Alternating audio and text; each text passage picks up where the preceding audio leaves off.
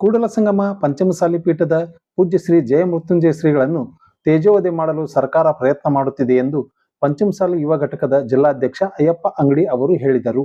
ನಗರದ ಪತ್ರಿಕಾ ಭವನದಲ್ಲಿ ಬುಧವಾರ ಕರೆದ ಸುದ್ದಿಗೋಷ್ಠಿಯಲ್ಲಿ ಅವರು ಮಾತನಾಡಿ, ಮಹಿಳಾ ಆಯೋಗವು ಅಪರಿಚಿತ ಮಹಿಳೆ ದೂರು ನೀಡಿದ ತಕ್ಷಣ ವಿಚಾರಣೆ ಮಾಡದೆ ಶ್ರೀಗಳ ವಿರುದ್ಧ ಕ್ರಮ ಕೈಗೊಂಡಿರುವುದು ಖಂಡನೀಯವಾಗಿದೆ. ಇಡೀ ಪಂಚಮಸಾಲಿ ಸಮಾಜದ ಗುರುಗಳಾದ ಪೂಜ್ಯ ಶ್ರೀ ಜಯಮೃತ್ಯುಂಜಯ ಶ್ರೀಗಳನ್ನು ಅವಮಾನಿಸಿರುವುದು ಸರಿಯಲ್ಲ. ಪಂಚಮಸಾಲಿ ಸಮಾಜವನ್ನು 2A ಮೀಸಲಾತಿಗಾಗಿ ಹೋರಾಟ ಮಾಡುತ್ತಿರುವ ಶ್ರೀಗಳನ್ನು ಹತ್ತಿಕ್ಕುವ ಪ್ರಯತ್ನ ಸರ್ಕಾರ ಮತ್ತು ಸಮಾಜದ ಕೆಲವರು ಮಾಡುತ್ತಿದ್ದಾರೆ ಎಂದು ಆರೋಪಿಸಿದರು. ಶ್ರೀಗಳ ಮೇಲೆ ಈ ಹಿಂದೆ ಹಲ್ಲೆ ಮಾಡಿದವರೇ ಈಗ ಶ್ರೀಗಳ ವಿರುದ್ಧ ಆರೋಪ ಮಾಡುತ್ತಿದ್ದಾರೆ. ಇದರ ಹಿಂದೆ ಯಾರಿದ್ದಾರೆ ಎಂದು ತನಿಖೆಯಿಂದ ತಿಳಿದು ಬರಲಿದೆ. ಗುರುಗಳ ವಿರುದ್ಧ ಷಡ್ಯಂತ್ರ ಮಾಡಿದವರ ವಿರುದ್ಧ ಮುಂದಿನ ದಿನಗಳಲ್ಲಿ ತಕ್ಕ ಪಾಠ ಕಲಿಸುತ್ತೇವೆ ಎಂದು ಎಚ್ಚರಿಕೆ ನೀಡಿದರು. ಬಸವರಾಜ್ ಮನಗುಂಡಿ ಅವರು ಮಾತನಾಡಿ, ಪಂಚಮಸಾಲಿ ಸಮಾಜವನ್ನು ರಾಜಕಾರಣಿಗಳ ಕಪಿಮುಷ್ಟಿಯಿಂದ ಬಿಡುಗಡೆ ಮಾಡಿದ್ದಕ್ಕೆ ಶ್ರೀಗಳ ಮೇಲೆ ಆಪಾದನೆ ಮಾಡಿ ಅವರ ವಿರುದ್ಧ ಸರ್ಕಾರ ಷಡ್ಯಂತ್ರ ನಡೆಸಿ ಸಮಾಜವನ್ನು ತುಳಿಯುವ ಪ್ರಯತ್ನ ಮಾಡುತ್ತಿದೆ. ತಪ್ಪು ಯಾರೇ ಮಾಡಿರಲಿ ಸರ್ಕಾರ ಕೂಡಲೇ ಕ್ರಮ ಕೈಗೊಂಡು ತಪ್ಪಿತಸ್ಥರಿಗೆ ಶಿಕ್ಷೆ ನೀಡಬೇಕು. ಇಲ್ಲದಿದ್ದರೆ ಮುಂದಿನ ದಿನಗಳಲ್ಲಿ ಸಮಾಜದಿಂದ ಬೃಹತ್ ಪ್ರತಿಭಟನೆ ಹಮ್ಮಿಕೊಳ್ಳಲಾಗುವುದು ಎಂದು ಹೇಳಿದರು. ಈ ಸುದ್ದಿಗೋಷ್ಠಿಯಲ್ಲಿ ಮಹೇಶ್ ಕರಿಬಿಷ್ಟಿ, ಶರಣಪ್ಪ ಗೊಳಗೊಳಕಿ, ಈರಣ್ಣ ಬಾಳಿಕಾಯಿ, ರಮೇಶ್ ರೋಣದ್, ಮಹೇಶ್ ಆದಿ, ಕುಮಾರ್ ಹೊಂಬಳ್, ಮಲ್ಲಿಕಾರ್ಜುನ್ ಕೆರೆಸೂರ್ ಸೇರಿದಂತೆ ಮುಂತಾದವರು ಉಪಸ್ಥಿತರಿದ್ದರು. ಆಗಿಬಿಟ್ಟು ಅಲ್ಲಿ ಅವರನ್ನ ತೇಜೋವಧನೆ ಮಾಡುವಂತ ಕೆಲಸಗಳನ್ನ ನಮ್ಮ ಪೀಠದ ಸಮಾಜದ ಸ್ವಾಮಿಗಳು ಮಾಡ್ತಾ ಇದ್ದಾರೆ. ಇನ್ನೊಂದು ಕಡೆ ನಮ್ಮ ಕೂಡಲಸಂಗಮ ಶ್ರೀಗಳ ಮೇಲೆ ಈ ತರ ಒಂದು ಲೈಂಗಿಕ ದೌರ್ಜನ್ಯಗಳು ಮಾಡ್ತಾ ಇದ್ದಾರೆ ಅನ್ಕೊಂಡು ಈ ಆಪಾದನೆ ಮಾಡ್ತಾರೆ. ಒಟ್ಟಾರೆಯಾಗಿ ಈ ನಮ್ಮ ರಾಜ್ಯದೊಳಗಿರುವಂತಹ ಸರ್ಕಾರ ಆಗಿರ್ಬೋದು ಅಥವಾ ಇನ್ನಿತರ ವ್ಯಕ್ತಿಗಳಾಗಿರ್ಬೋದು ನಮ್ಮ ಇಡೀ ಪಂಚಮಸಾಲಿ ಸಮಾಜವನ್ನ ತುಳಿಯುವಂತ ಕೆಲಸವನ್ನ ಮಾಡ್ತಾ ಇರೋದು ಮೇಲ್ನೋಟಕ್ಕೆ ಕಂಡು ಬರ್ತಾ ಇದೆ. ದಾವಣಗೆರೆಯಲ್ಲಾಗಿರ್ಬೋದು, ಹರಿಹರದಲ್ಲಾಗಿರ್ಬೋದು, ಅಲ್ಲಿ ವಚನಾನಂದ ಸ್ವಾಮೀಜಿಗಳ ಮೇಲೆ ಹಣಕಾಸಿನ ಹಗರಣಗಳನ್ನ ಹಾಕಿ ಹಲವಾರು ಜನರು ಮಾಧ್ಯಮದೊಳಗೆ ಹೇಳಿಕೆಗಳನ್ನು ಕೊಡ್ತಾರೆ. ಆಮೇಲೆ ಈ ಹಿಂದೆ ಹಗರಣದೊಳಗೆ ಸಿಲುಕಿ ಒಬ್ಬ ಸ್ವಾಮೀಜಿಗಳನ್ನು ಉಚ್ಚಾಟನೆ ಏನ್ ಮಾಡ್ತಾರೆ. ಸಮಾಜ ಯಾರ ಕುಮ್ಮನಿ ಸೊತ್ತು, ಸಮಾಜದ ಹೆಸರು ಹೇಳಿಕೊಂಡು ಇವರು ತಮ್ಮ ತಮ್ಮ ಬೇಳೆಗಳನ್ನು ಬೇಯಿಸ್ಕೊಳ್ತಾ ಇದ್ದಾರೆ. ಈ ಒಂದು ಹಲವಾರು ಈಗಾಗಲೇ ಗುರುತಿರುವಂಥ ವಿಷಯನ ಈಗಾಗಲೇ ಒಂದು ವಾರದಿಂದ ಎಲ್ಲ ಟಿವಿ ಮಾಧ್ಯಮದೊಳಗೆ ಸ್ಪೀಡ್ ಚಾನಲ್ ಒಳಗೆ ಬರ್ತಾ ಇದ್ದಾವೆ. ಬಸವಜಯ ಮೃತ್ಯುಂಜಯ ಮಹಾಸ್ವಾಮಿಗಳು ಇಡೀ ನಾಡಿನೊಳಗೆ, ಇಡೀ ರಾಜ್ಯದೊಳಗೆ, ಇಡೀ ದೇಶದೊಳಗೆ ಅವ್ರು ಏನು ಅನ್ನೋದು ಎಲ್ಲರಿಗೂ ಗುರುತಿರೋದು ವಿಷಯನ, ಅದ್ರ ಬಗ್ಗೆ ಏನು ಮಾತಲ್ಲ. ಯಾಕಂದ್ರೆ ಈಗ ಶ್ರೀಗಳ ವಿರುದ್ಧ ಒಂದು ತೇಜೋವಧೆ ನಡ್ತಾ ಇದೆಯಲ್ಲ ಈಗ ನಿರಂತರವಾಗಿ. ಯಾಕಂದ್ರೆ ಅದ್ರ ಜೊತೆಯಲ್ಲಿ ಯಾಕಂದ್ರೆ ರಾಜಕೀಯ ಪ್ರೇರಿತ ಷಡ್ಯಂತ್ರಗಳಿಂದ ಆ ಗುರುಗಳನ್ನ ಮಟ್ಟ ಏನಪ್ಪಾ ಅಂದ್ರೆ ಕುಗ್ಗಿಸುವಂತ ಕೆಲಸಗಳನ್ನ ಈಗಾಗಲೇ ಮಾಡ್ತಾ ಇದ್ದಾರೆ.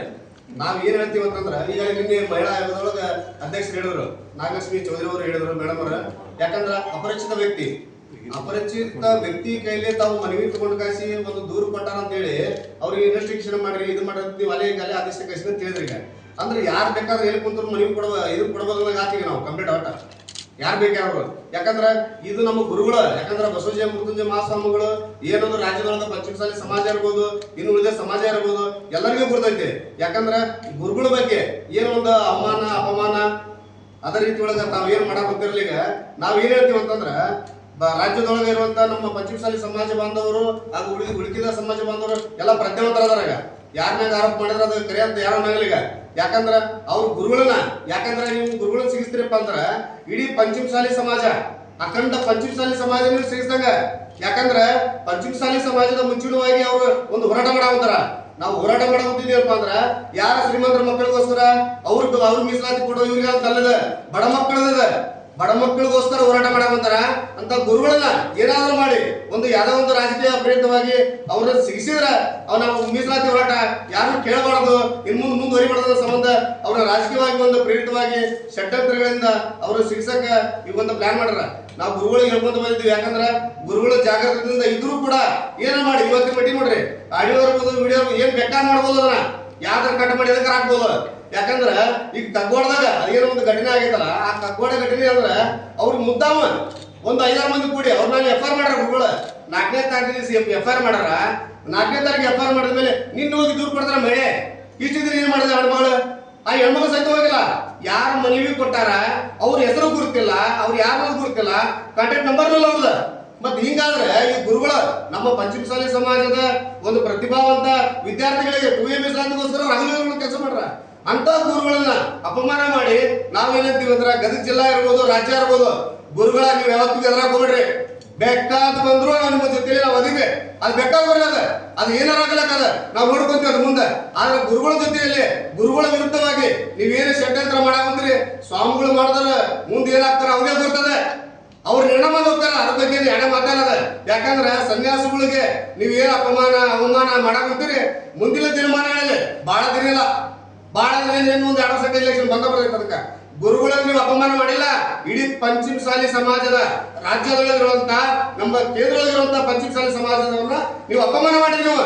ಯಾಕಂದ್ರೆ ನಾವು ಗುರುಗಳ ಜೊತೆ ನಾವು ಅದಿವೆ. ಗದಗ ಜಿಲ್ಲಾ ಇರ್ಬೋದು ನಿರಂತರವಾಗಿ 12 ಗಂಟೆಗೆ ಚೂರು ಮಾಡ್ತಾರ ಅವರು.